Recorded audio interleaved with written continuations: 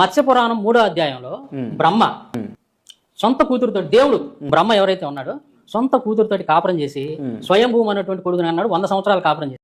మత్స్య పురాణం 3వ అధ్యాయంలో చెప్పింది శారీరక సంబంధం కాదు, అది తత్వార్థం. సరస్వతి అంటే ఎవరు? జ్ఞానం, వాక్యు అంటే వేద జ్ఞానం. బ్రహ్మ అంటే సృష్టి శక్తి చైతన్యం.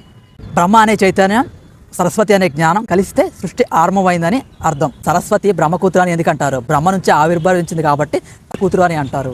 అంతేగాని శారీరక సంబంధం కాదు. సరిగ్గా చదివితే అర్థమవుతుంది.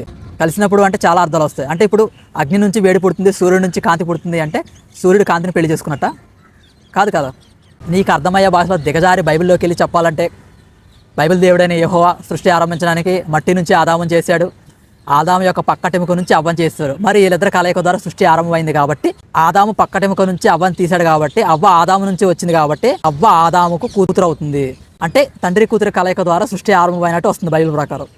మరి ఇలాంటి సృష్టి చేసిన బైబిల్ దేవుడు యెహోవా చేసింది కూడా తప్పే కదా. నువ్వు నా హిందూ గ్రంథాల జోలికి వస్తే నేను ఈ బైబిల్లోకి వచ్చి తగలబెడతాను. తగలబెట్టమంటే మీరు అనుకునే విధంగా కాదు, ఆత్మీయ అర్థాన్ని అర్థం చేసుకోండి.